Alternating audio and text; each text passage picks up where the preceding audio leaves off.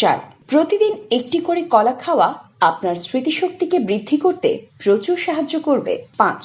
এর মধ্যে রয়েছে প্রচুর পরিমাণে আয়রন, যা রক্তে হিমোগ্লোবিনের পরিমাণ বাড়ায় এবং যেসব রোগীর রক্ত স্বল্পতা বা অ্যানিমিয়া রোগ রয়েছে তাদের জন্য এটি বেশ উপকারী একটি ফল। 6. কলা দেহের হরমোনের ভারসাম্য বজায় রাখতে সাহায্য করে। 7. সন্তান সম্ভাবনা নারীর জন্য কলা খাওয়া খুবই উপকারী, কেননা এটি সকালবেলায় দুর্বলতা কাটাতে কাজ করে এবং রক্তের শর্করার সামঞ্জস্যতাও বজায় রাখে। 8. কলা পাকস্থলীর অ্যাসিডকে নিয়ন্ত্রণ করে এবং পাকস্থলীর আলসার রোধে কাজ করে থাকে। 9.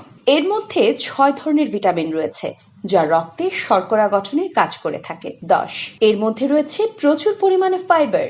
রোজ সকালে একটি পাকা কলা খেলে আপনার কোষ্ঠকাঠিন্য দূর হবে এবং শরীর থাকবে তরতাজা।